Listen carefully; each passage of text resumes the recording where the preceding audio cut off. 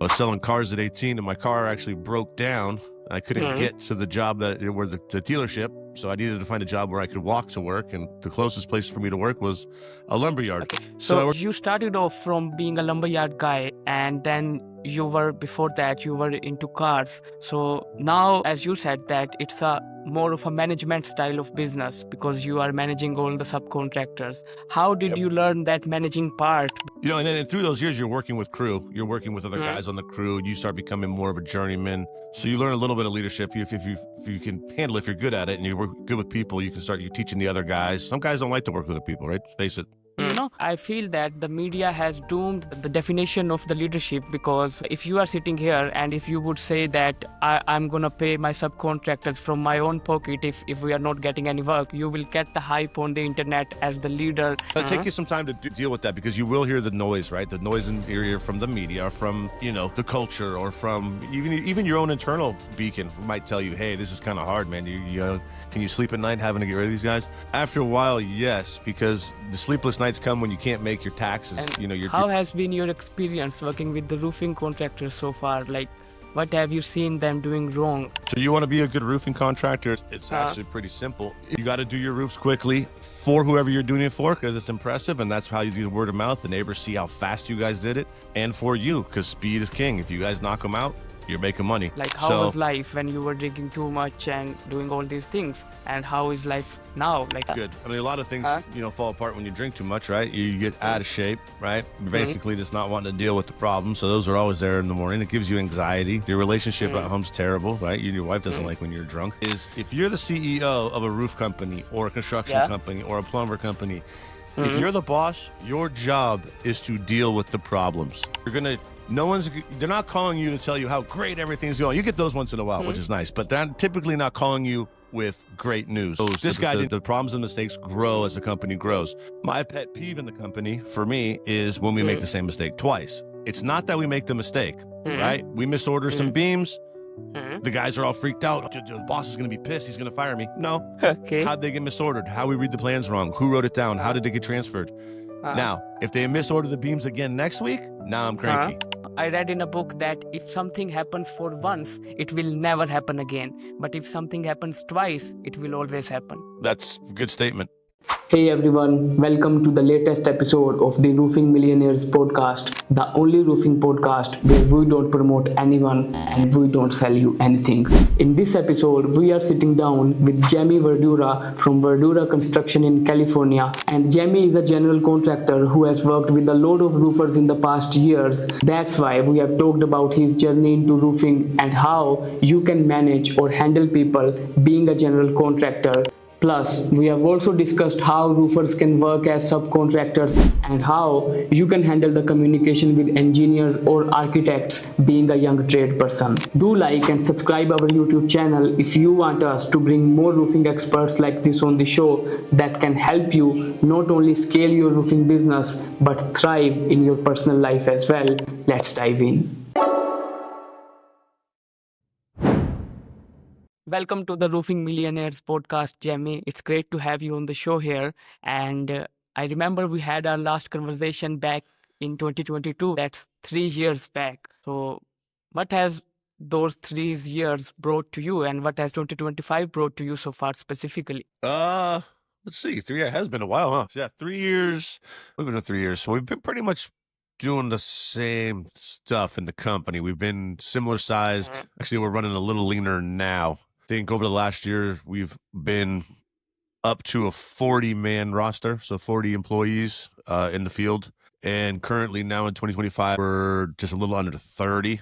So we cut, just over 25% of payroll. And we just started doing that at the end of 24, and not really so much for anticipation of a new administration or work slowing down, just more of just kind of trying to tighten up, kind of cut the fat, get rid of some guys that weren't really producing, and trying to see if we could do the same volume of revenue with a tighter payroll. So that was kind of the driving force for that decision. And we've been doing that, and it's been better. We're like I said, 27% less payroll and still completing the same amount of work.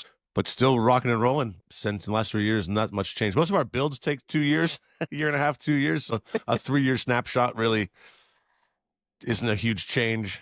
If we're doing 4 or 5 houses at a time, then we're finishing a couple and we're starting a couple on that snapshot, and then just keep on rocking and rolling. Okay, so would you like to give a brief introduction or background story of yours to the audience? Like, how did you begin and how did you end up in construction, and what has been your background with roofing, particularly because this show is particularly for Roofing, yep. roofers? Yep.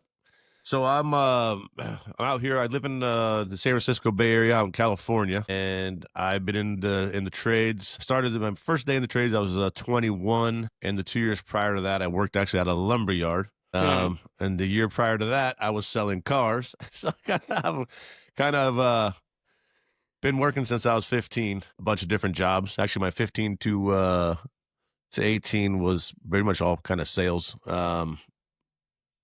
In some some way or the other. And then I was selling cars at 18, and my car actually broke down. I couldn't get to the job where the dealership, so I needed to find a job where I could walk to work, and the closest place for me to work was a lumber yard. So I worked at the lumber yard for a couple of years, and got picked up by a builder out of the lumber yard. So basically at 21, I shifted and got into basically being a laborer on a construction crew, custom home guy. I haven't stopped. 21. I'm 40, almost 47 now. So I've been in the trades for a minute, and still self-performing. So that's how I learned. Came up pretty much when I worked with that first builder. He was a spec guy, and we would do everything. So we would do the foundation, the framing, the roofing, right? I mean, all the way to the landscape. We did it all in-house. Well, my first 5 years in the trades, that's just what we did. We just did everything. So that's kind of how I came up. And then as I continued and progressed through, getting my license and then getting my own crews, I just figured everybody did that. I didn't really realize that contractors sub everything out.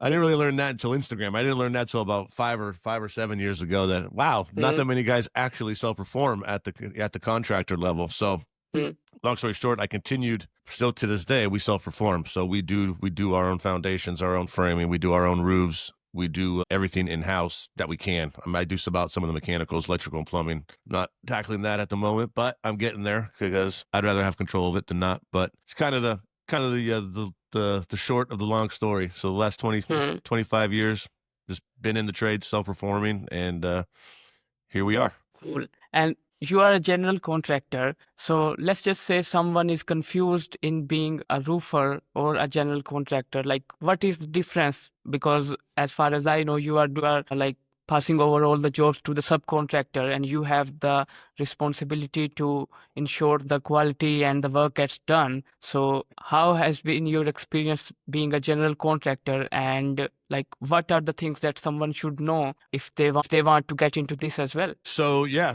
I mean, it's similar, right? So, a roofer or a framer or a, excavation contractor, we call this a specialty contractor, right? You're focused on one facet of the job, which I go back and forth on what's better, because I know as the builder, as the contractor, you're basically selling management, right? You're selling the whole project, and you're marking it up, or you're selling a management fee, and that's how you make your money. And it's more office-based scheduling, right? Making sure the quality control, like you just said. Now, the specialty trades, right? The carpenters, the framers, the excavation, the foundation guys, you're executing. So it's a different kind of management. It's you're managing your team, your staff, but it's only that one phase, and you can get really good at it that way, right? So your margins get better. You can execute. Your team can learn. So, teaching my team how to drive the tractor and then do the foundation and then frame it and then trim it is very hard. It takes a lot longer to learn all those trades and be effective at it. Right. So you need like subsets of your company. You need, 5 guys in your company that can frame and 5 guys that can trim. But then it gets hard to keep them busy because you're not always doing that phase. So you have to have a lot of overlap. So it gets a little tricky to self-perform as a builder. If you're a roofing contractor, right? To me, being a roofing contractor, yeah, you got to be good. You got to market those things, but it's a volume-based business, right? If you're charging, I don't know, we'll just say 500 a square for whatever market you're in. And your men can install a square for material and labor for 400, you can make $100 a square. Easy to track, right? I mean, depending on the roof pitch and things like this, right? But easy to track. To me, it's a volume business. How many squares can if one guy can do 1 square a day, 2 can do, or an hour, 2 can do 2 an hour. there's your formula. How do you get more men on more roofs and more squares per day? So it's kind of nice. It's a little different for a custom home builder because every house is a one-off. Everything's a little bit different. It's not that finite where you can really get down into it and just based on one man hour what he can produce for you. So, and I go back and forth on it because I see the margins of the business. I know where I make my money and where I don't make my money. But where I'm at now, we get brought on to be the general contractor, and I choose to take the phases through to control the margins. It's basically my formula. Okay, so you started off from being a lumberyard guy, and then before that, you were into cars. So now, as you said, that it's a more of a management style of business because you are managing all the subcontractors. How did you learn that managing part? Because as far as I know, you are not someone like who came from a management background, who has this college degree or something like That's that. right. Yeah, no college. Yeah. So how did no college. you learn from real life experience? So how was that? Real life experience. That's pretty much it. I started as an apprentice working for the first contractor, and then he slows down and runs out of work, and we kind of go our separate ways. Then I go work for another contractor. And then we decided, I got my license at 25. So I just went for my license young and got that, right? Studied, took the test, passed. It didn't mean I didn't start. I got my license out in California, but I didn't start a company at 25, right? I didn't say, okay, now I'm a home builder and I can go. That took me a couple more years. I had to kind of jump through some other hoops to get that. It's not that easy just to break into a home building market. Did a couple jobs of my own. Maybe we do a fence, maybe we do a deck, do some dry rot repair, kind of start small. You're a young kid. Partnered with one of my buddies, was another framer. We were running guns for a couple of years. We would just go and frame for other contractors, right? We'd show up, we'll frame this. I don't know, we'll frame this roof for you for, 1,000. I forget what we were doing, but stuff like that. We'll trim this house out, me and him. So did that for a couple of years. And then kind of just progressed that way. But I got my, and then through those years, you're working with crew. You're working with other guys on the crew. You start becoming more of a journeyman. So you learn a little bit of leadership. If you can handle it, if you're good at it and you're good with people, you're teaching the other guys. Some guys don't like to work with other people, right? Face it. But as you progress through the young years, you become a foreman almost for other contractors or for the boss. You work for somebody, but you're kind of middle management just because of your skill level, right? And your, just basically your skill level, right? You're the middle guy. But I just got my, fast forward to 28, I got my first home build and needed a crew. And we got, started, took 3 or 4 guys from an old crew that were working. I think we all finished a big apartment building, and then that contractor was slow. And I got a job and said, hey, you guys want to come work with me? And then I think we were 6, got up to 8-man crew on that job. And I was 28, first big payroll, and haven't looked back. You just kind of thrown in the fire and kind of just through the ranks, learned how to work with people and how to teach people. And, then you get your job and you run your first payroll and you're the boss. And, and then, there's a lot of ups and downs through all that. You do have to fire people. You do have to hire people. You do get the wrong people. You lose the right people. There's a lot that goes through it all. If you run a 40-man roster, there's always 4 guys out sick. There's just a math equation, right? So there's good, there's bad, there's ugly. So it just takes time, but if any of you guys are on the fence about hiring or this and that, I'd say hire. Hire. A lot of guys push back on that because, it's the wrong guy. He's going to screw me. He's going to lie. He's going to cheat. He's going to get hurt, this and that. Yeah. Or he could be a winner, produce, and make you a lot of money. So there's 2 sides to every coin. It's you got to hire correctly and fire quickly. If somebody's not good, get rid of them. And that's hard. Not a lot of people can do that too. Some people, it's like being in a bad relationship. You stay a little too long when you should get out of it. And it's the same thing with a bad employee. Okay. I have a question here. Like when you start, because I feel that when you take or when you have your journey in a formal way, you see that, okay, I'm a project manager. Now I am this, now I'm moving my positions. And then I finally start my own roofing company or my own construction company. So I know the leadership and I know how to hire people, how to fire people. But guys like me or guys like you, like how you started your company, you were the solo leader and you just started from that way. We just make quick decisions or we just make impulsive decisions. I would say we hire people, we build relationships with them. At times we are not able to say no to them, but still we have to hire them, we have to fire them. So like, how do you do that? I know you must have had these kind of experiences too. So yeah, so you just say you're asking just how to deal with it, how to get rid of people, or yeah, I mean you just have to bite the bullet and do it. To be honest, it's hard for me. I'm not really a confrontational person, Hmm.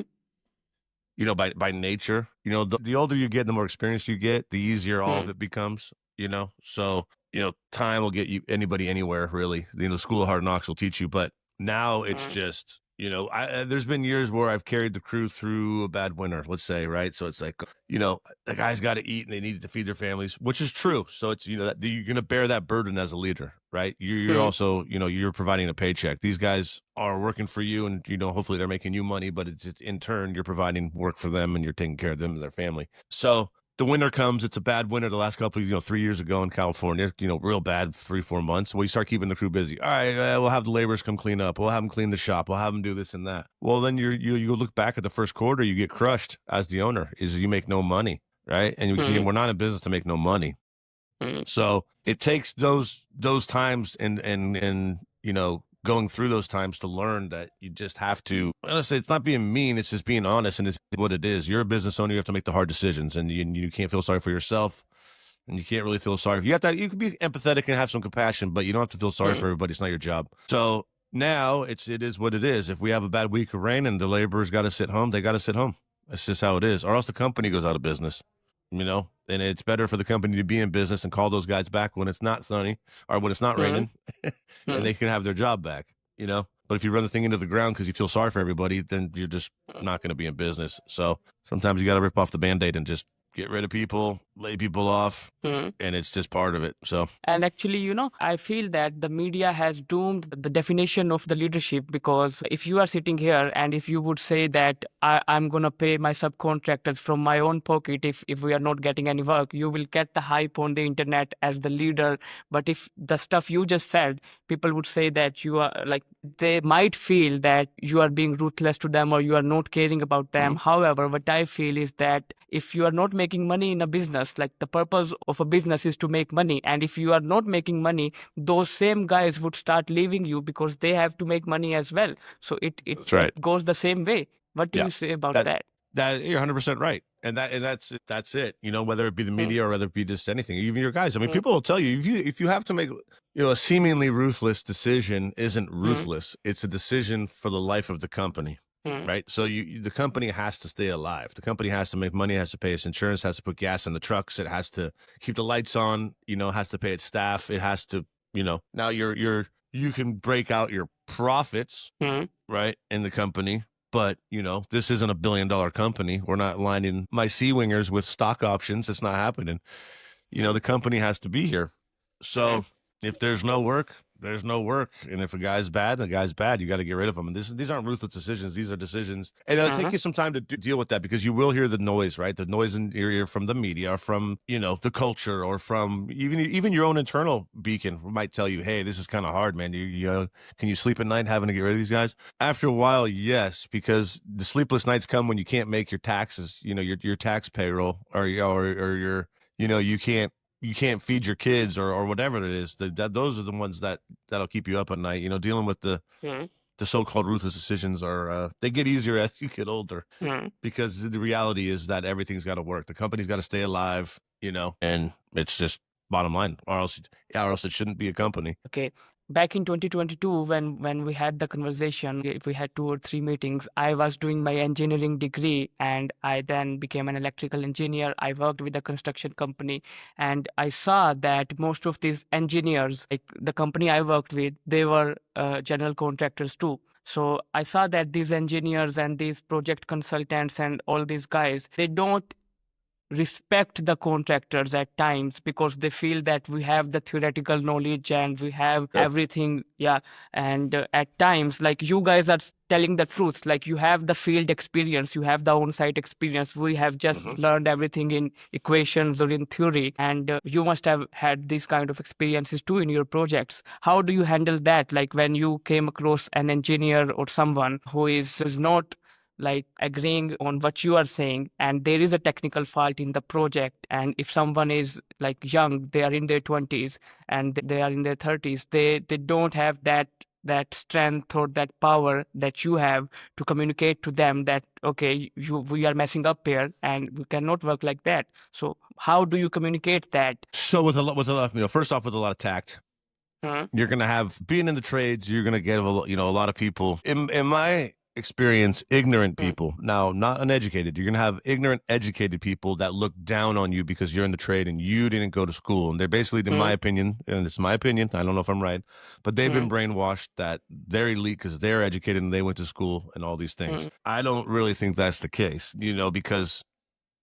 I'm not educated. I can operate at a high level of math. I can read, write, and retain. And when it comes to my field, I'm more educated Yeah. than anybody coming out of school. I'll tell you Yes. that. So, but you still have to handle it with tact. You can't get defensive and you can't get upset. And if something that's costing you money and you have a good idea to change it and you need to get that through with an engineer, you need to figure out how to do that. That's the same with management. That's the same with sales. That's the same with any kind of human interaction that you're going to have. Is you got to figure out how to make that work, especially if it's in the betterment for you. Right. But you're going to get some pushback along the way, especially if you're a younger guy. Being a self-performing contractor, I don't really get a lot of pushback because I'm highly experienced and the engineers know it. So I'm not your typical paper contractor, someone who just hires a guy like me and just sits in the office and collects a check. Those are the guys who get the pushback. The actual mechanics in the field, if you're a real mechanic, whether it be a plumbing, electrical, carpentry, foundation, right? If you're really good at it and a veteran at it, you're not gonna get a lot of pushback from the engineers. You actually get more respect.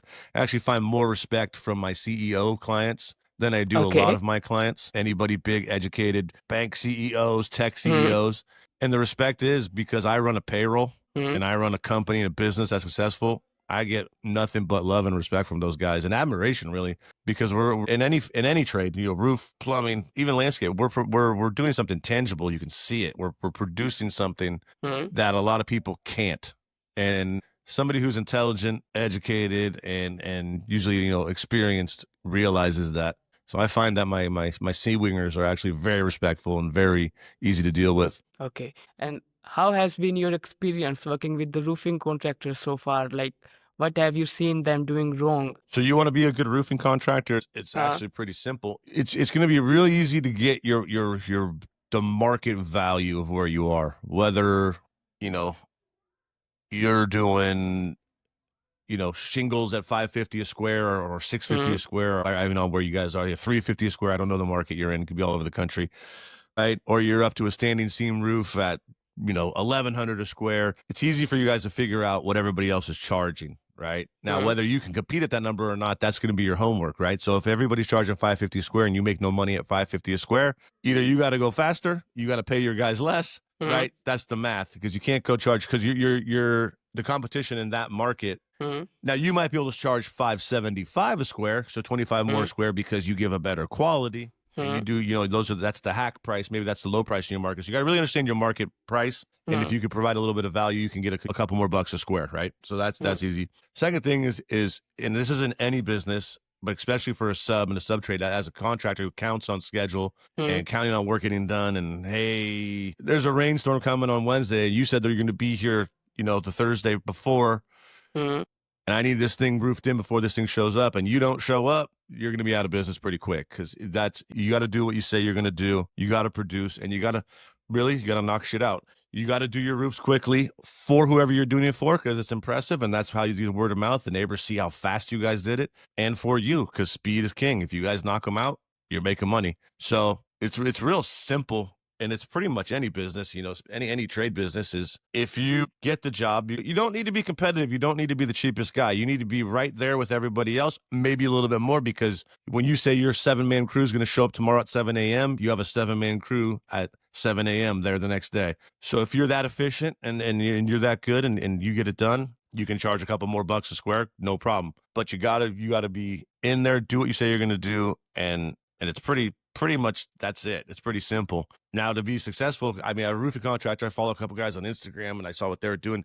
To me, like I said before, it's a volume base. So you guys got to be out. I think sales is probably a hinge point for you guys, trying to find, like I'll do, like if I'm subbing all my roofs, like if you had me as your contractor, you would get 10 custom homes a year out of me. So maybe you guys need to go track down some contractors, get into any of the big school and hospital work, wherever there's those bigger roofs. But I think, those will probably be competitive. Track homes, getting into where there's 300 roofs to do and you know that your two men can do one house every day and a half, things like that. Those would be great markets to get into. Okay. But what I feel is that you have two options when you get into any market. Like you can either be the cheapest guy, or you can be passionate about something and you can actually deliver the quality work, or you can just show up. Like you just said that if you commit to someone that your guys will show up at 7 a.m., then they need to be there at 7, because that's going to build your credibility. And a yep, lot of it comes down to the personal values or the lifestyle or the personal beliefs or the inner beliefs that you have. Because if I commit to you that I'm going to show up the next day at 7 and I am the one waking up at 9 that day, like there's no way my guys will show up at 7 too. So what has worked for you so far? Like, do you feel that being well yourself, or taking care of your inner health or mental health, or yep, taking care of yourself gets reflected into the business, and how does that work? absolutely.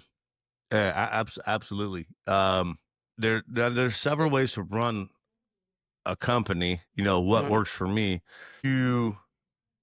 especially in the beginning, you're going to need to be on. And I am not in the beginning, and I'm on. Like mm, we start at 7:30 a.m.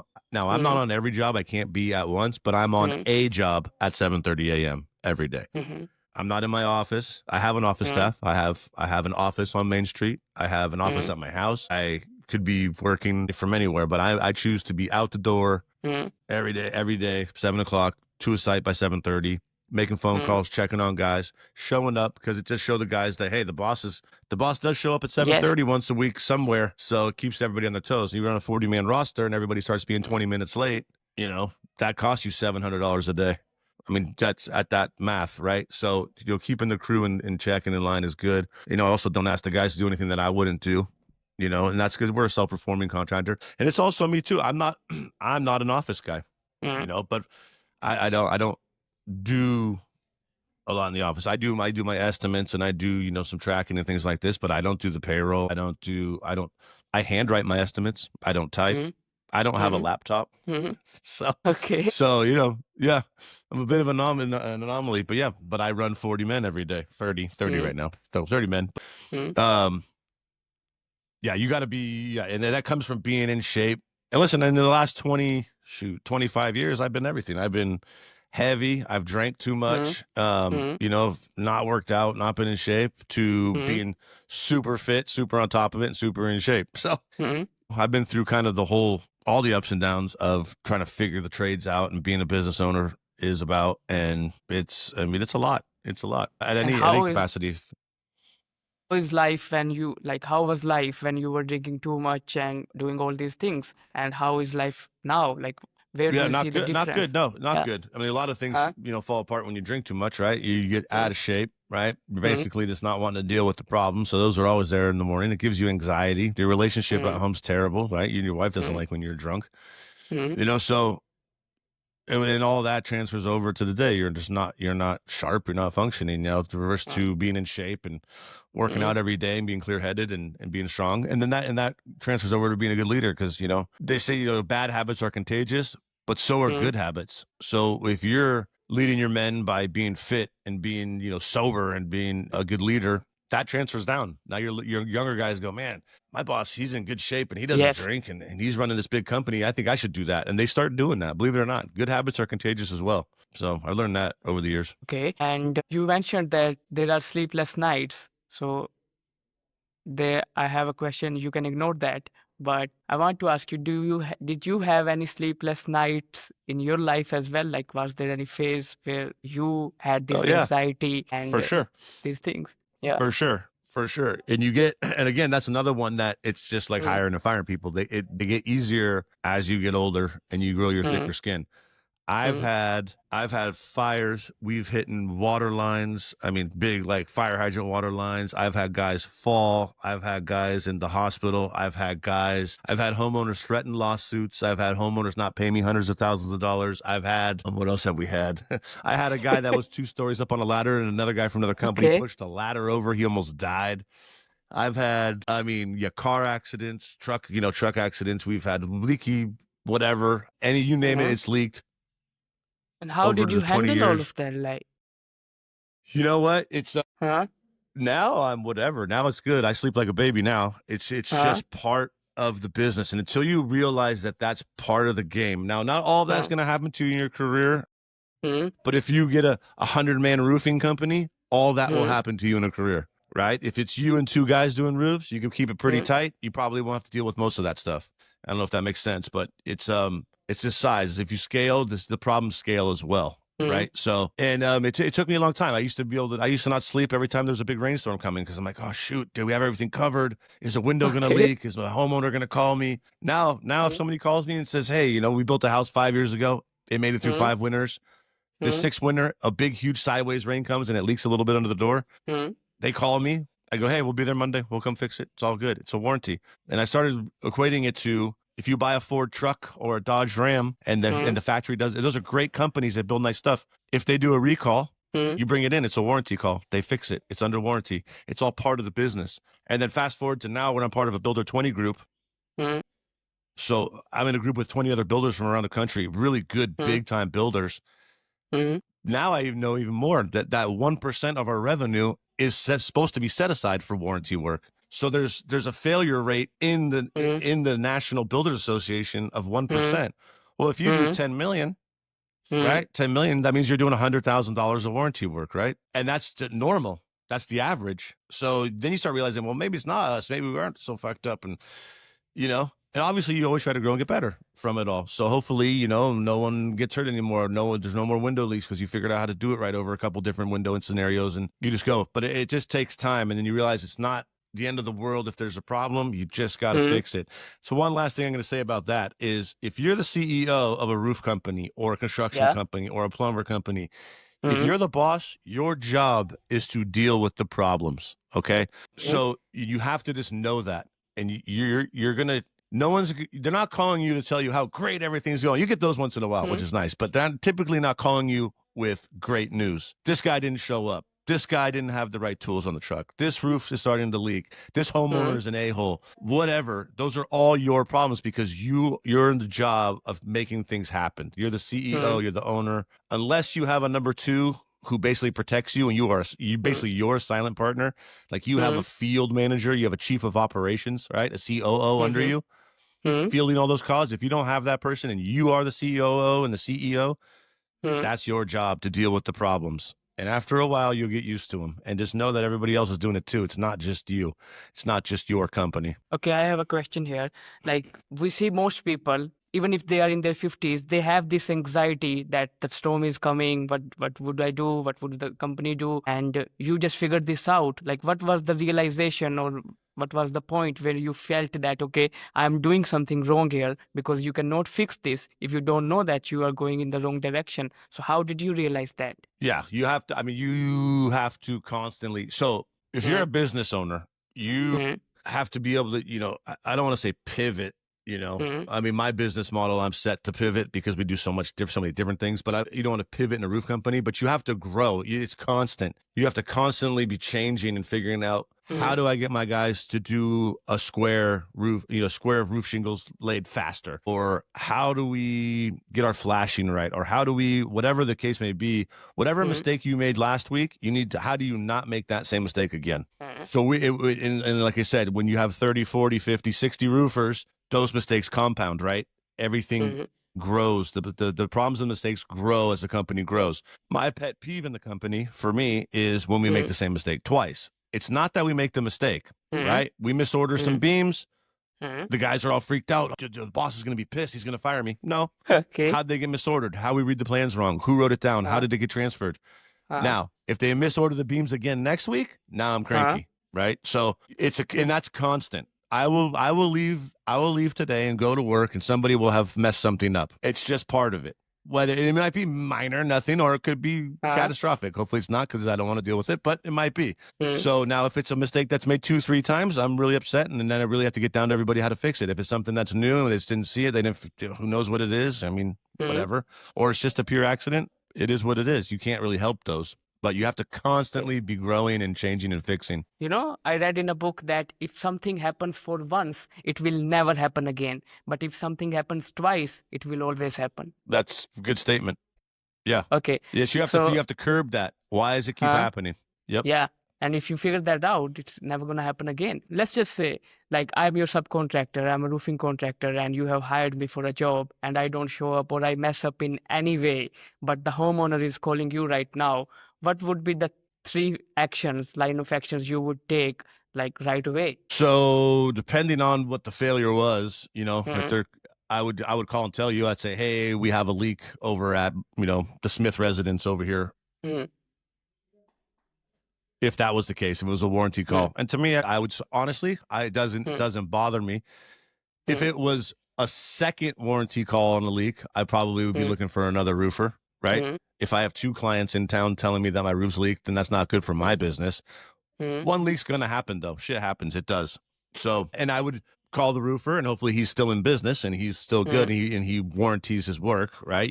That's why you want to not underpay your roofers. You want your roofers, and this is actually a tactic that I use to sell to my clients. So you roofers out there, oh, hey, Jamie, you're 5% or 3% higher than the other guy. I said, yeah, but I'm going to be in business for the next 10 years. So every time you call me for a warranty or you need something, I'll be answering my phone. That guy's going to be out of the game because he doesn't understand what this business really costs. And they use that as a tactic to sell all the time. It's the same thing with you roofers. Hey, Jamie, Verdura Construction, you're going to pay this guy, 5% less. He's not going to be here next year. I'm going to be here. And then I would sit there and go, yeah, you're right. All right, here's your 5%. But the first thing I would do is I would call the roofer. I'd have him come out and we'd go pop up on the roof and see what the problem was, right? Second thing, if he didn't show up and this and that, depending on who it is, if I have a relationship with them, I want to know why he's not showing up. Usually I have a good relationship with everybody and they want to take care of me. I provide a lot of work. So everybody wants to bend over backwards to take care of me. But if the guy just didn't show up and he didn't warranty his own work and this and that, I mean, there's grounds for suit, and I don't really want to sue anybody because suing people costs more than fixing things. Yes. Right. And this is one of the reasons that I self-perform so much is because I get tired of having to chase subs around for anything. Schedule, warranty, estimates. It bothers me waiting for them because I move at a really high rate of speed through the day and through the week. So I self-perform everything so I control it. So worst case scenario, the guy didn't show up. Depending on what kind of damage he caused, if he caused, an annoying little sheetrock spot and I had to go fix it in the house and it cost me $300 and I could put my guys up on the roof and fix it, I would. It's not worth calling my attorney. The phone call to the attorney would be more money than suing that dude. But I would never talk to that guy again. And I would tell every contractor in town I knew, hey, this guy's not the guy. And that's a good way to go out of business, is not stand behind your work. There's a lot of hype about scaling the business, scaling your construction or roofing business, scaling your plumbing business, scaling. There are a lot of gurus out there as well. And in the same era, you are the one who doesn't even have a laptop and you are still running your business. How come is that possible that you are running the business and you are not getting influenced by all of what is happening around? That's a good question. Yeah. So there's a couple different reasons. Well, one, I like to think that we have a good business and we have good word of mouth. So let's put this. Okay. So no laptop, but I do have technical support. I do have staff that have laptops. So let me, I'm not just driving around with a, pen. Actually, I am driving around with a pen and pad. People will tell you hire people that are better than you for the different positions. You always want to hire better people for your crew. You want to, I would want a better framer than me running my framing company.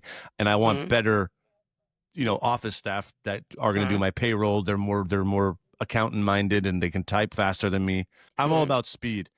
It'll take me 3 hours to do a really nice estimate if I handwrite it, but it takes whoever's typing it, who can type 60 words a minute, it takes them 5 hours to type it. Right. So I'm not going to, and if I was typing, it would take me 3 days. So I'm not going to tie myself up for 3 days or even 8 hours. It's faster for me to bang it out in 3 hours and get back onto my field. So I'm structured a little bit differently, but I do have help. But back to the question, one, you have to have a company that produces it and does what they say they're going to do and warranties all your work. You have to have a good reputation. You have to have a very good word of mouth reputation for whatever market you're in. If you start pissing off your clients and pissing off your contractors, word will get around, especially in today's with social media and, the Nextdoor app where everybody in the neighborhood talks to each other. Yes. And you start getting a bad reputation, everybody's going to know. So you have to maintain that. 2, it's market driven. That's a big part of it. So don't let everybody fool you. I don't have names on my trucks. My website is under construction right now. You can't even get onto my website right now. I do have an Instagram presence and I get a little bit of work from there. I think Instagram, if you guys aren't doing it, you should be doing doing that for sure. But other than that, I sponsor all the little league teams, the soccer, the baseball, the Yes, I've t-ball. So seen that's where that. you kind of see my name.